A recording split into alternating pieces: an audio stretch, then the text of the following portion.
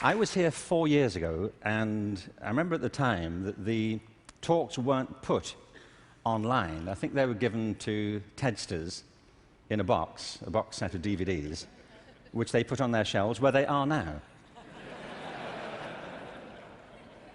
And actually, Chris called me a week after I'd given my talk and said, "We're going to start putting them online. Could we put yours online?" I said, "Sure." And 4 years later, as he said, it's been seen by it's been downloaded 4 million times.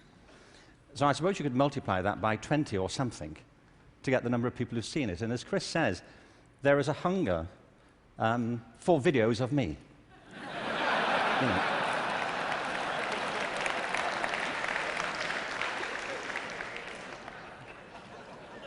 Don't you feel?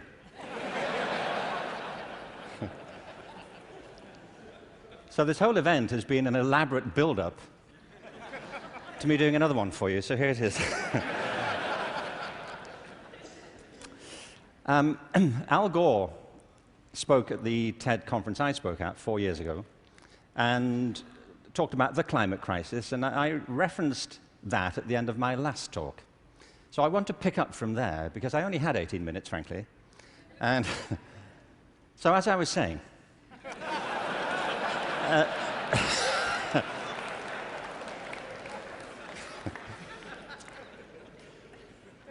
you see, he's right. I mean, there is a major climate crisis, obviously, and I think if people don't believe it, they should get out more. But I believe there's a second climate crisis, which is as severe, which has the same origins, and that we have to deal with the same urgency. And I mean by this, and you may say, by the way, look, I'm good. You know, I have one climate crisis. I don't really need a second one. But this is a crisis of not natural resources, though I believe that's true, but a crisis of human resources. I believe fundamentally, as many speakers have said during the past few days, that we make very poor use of our talents. Very many people go through their whole lives having no real sense of what their talents may be, or if they have any to speak of. I meet all kinds of people who don't think they're really good at anything. Actually, I kind of divide the world into two groups now. Jeremy Bentham, the great utilitarian philosopher, once spiked this argument. You know, he said there are two types of people in this world: those who divide the world into two types, and those who do not. Well, well, I do. And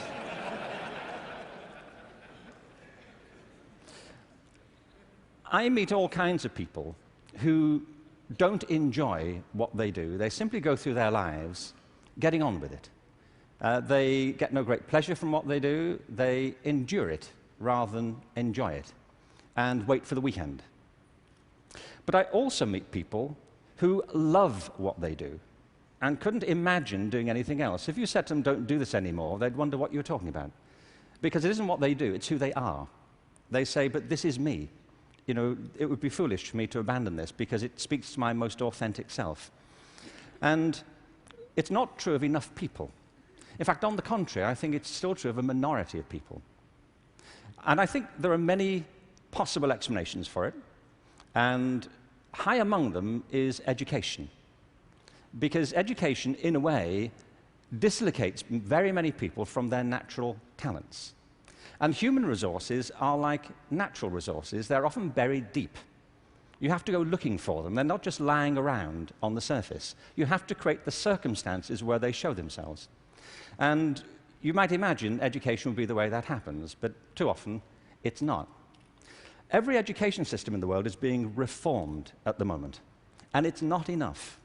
Reform is no use anymore, because that's simply improving a broken model. What we need, and the word's been used many times during the course of the past few days, is not evolution, but a revolution in education. This has to be transformed into something else.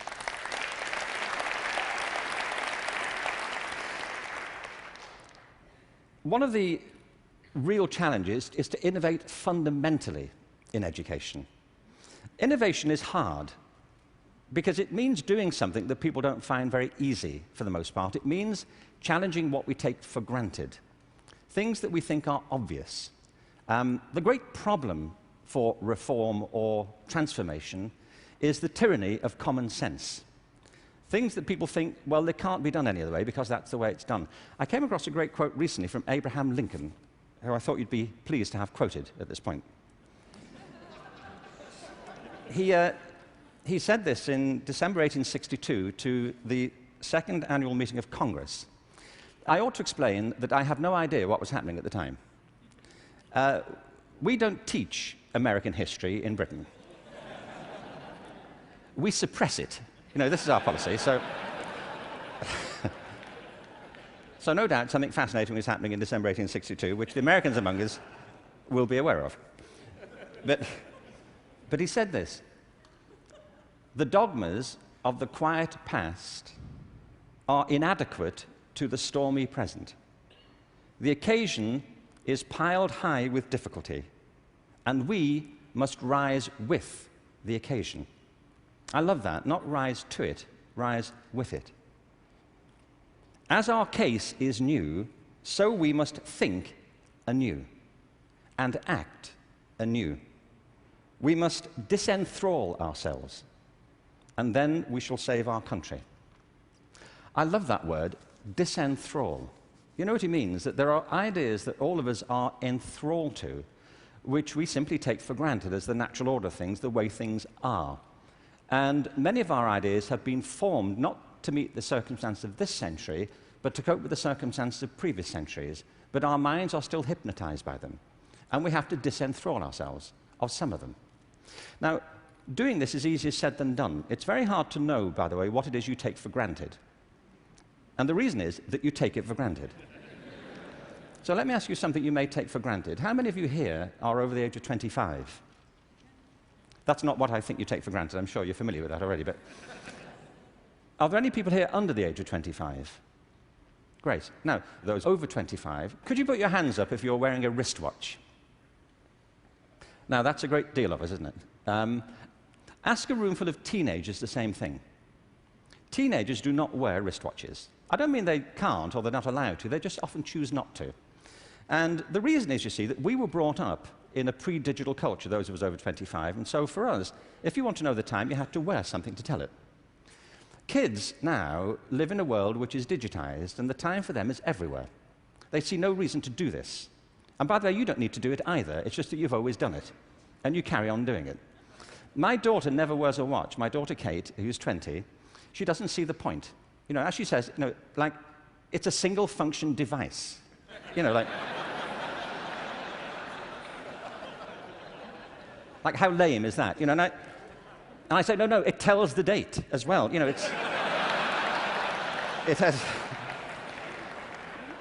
has multiple functions. But you see, there are things we're enthralled to in education. Let me give you a couple of examples. One of them is the idea of linearity.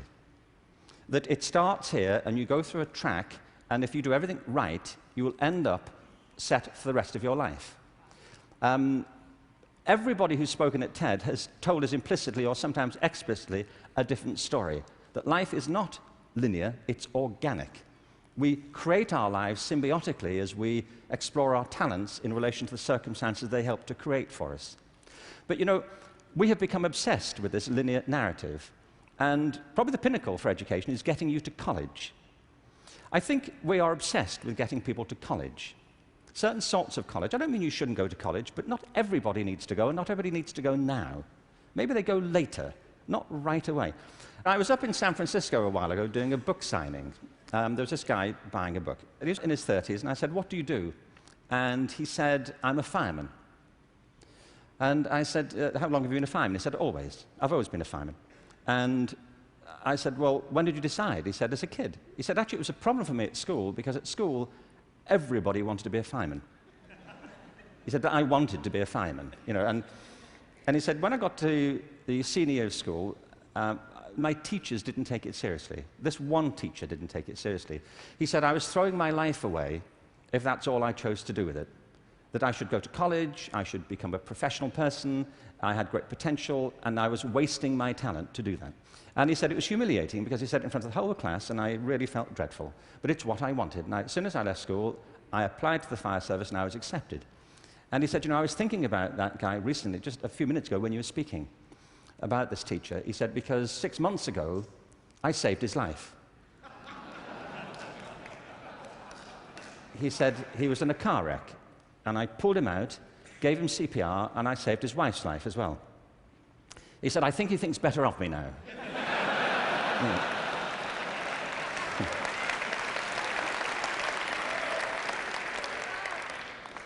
You know what I mean?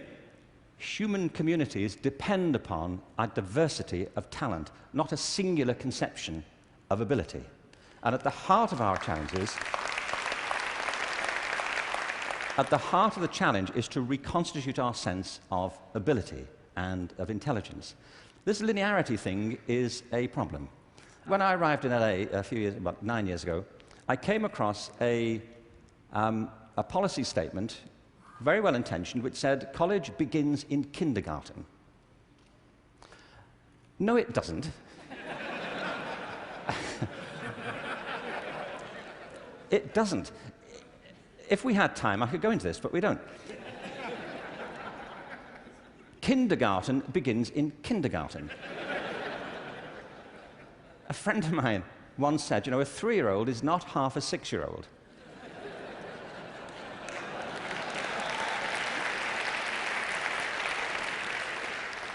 They're 3.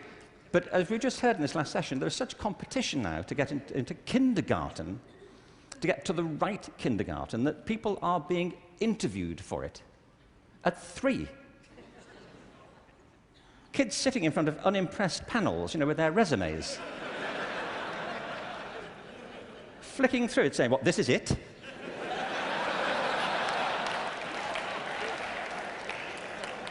You've been around for 36 months, and this is it. You know,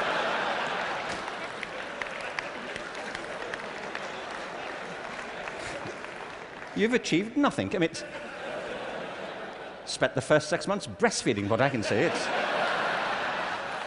I mean, see, it's outrageous as a conception, but it tracks through. The other big issue is conformity. We have built our education systems on the model of fast food. This is something Jamie Oliver talked about the other day. You know, there are 2 models of quality assurance in catering. One is fast food, where everything is standardized. The other are things like Zagat and Michelin restaurants, where everything is not standardized. They're customized to local circumstances. And we have sold ourselves into a fast food model of education. And it's impoverishing our spirits and our energies as much as fast food is depleting our physical bodies.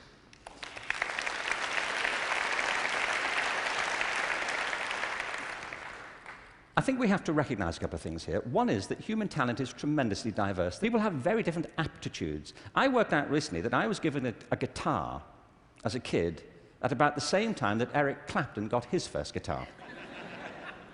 You know, it worked out for Eric, that's all I'm saying. You know, in a way, it did not for me. I could not get this thing to work, you know.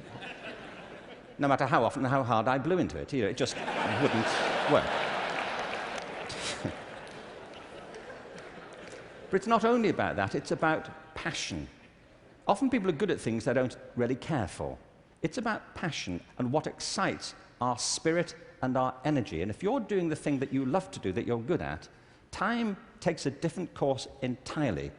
My wife's just finished writing a novel, and I think it's a great book. But she disappears for hours on end. You know this. If you're doing something you love, an hour feels like 5 minutes. If you're doing something that doesn't resonate with your spirit, 5 minutes feels like an hour. And the reason so many people are opting out of education is because it doesn't feed their spirit. It doesn't feed their energy or their passion. So I think we have to change metaphors. We have to go from what is essentially an industrial model of education, a manufacturing model, which is based on linearity and conformity and batching people. We have to move to a model that is based more on principles of agriculture. We have to recognize that human flourishing is not a mechanical process, it's an organic process. And you cannot predict the outcome of human development. All you can do is, like a farmer, is create the conditions under which they will begin to flourish. So when we look at reforming education and transforming it, it isn't like cloning a system. There are great ones, like KIPS. It's a great system. There are many great models. It's about customizing them to your circumstances and personalizing education to the people you're actually teaching. And doing that, I think, is the answer to the future, because it's not about scaling a new solution. It's about creating a movement in education in which people develop their own solutions, but with external support based on a personalized curriculum. Now, in this room, there are people who represent extraordinary resources in business, in multimedia, in the internet. These technologies, combined with extraordinary talents of teachers, provide an opportunity to revolutionize education. And I urge you to get involved in it, because it's vital not just to ourselves, but to the future of our children. But we have to change from the industrial model to an agricultural model where each school can be flourishing tomorrow. That's where children experience life, or at home if that's where they choose to be educated with their families or their friends. There's been a lot of talk about dreams over the course of this few days. And I wanted just to, very quickly, I was very struck by Natalie Merchant's songs last night, recovering old poems. I wanted to read you a quick, very short poem from W.B. Yeats, who some of you may know. He wrote this to his love, Maud Gone, and he was bewailing the fact that he couldn't really give her what he thought she wanted from him. And he says, "I've got something else, but it may not be for you." He says this: "Had I the heavens embroidered cloths, enwrought with gold and silver light, of blue and the dim and the dark cloths, of night and light and the half-light, I would spread the cloths under your feet. But I, being poor, have only my dreams. I have spread my dreams under your feet. Tread softly, because you tread on my dreams." And every day, everywhere, our children spread their dreams beneath our feet. And we should tread softly. Thank you. Thank you very much. Thank you very much.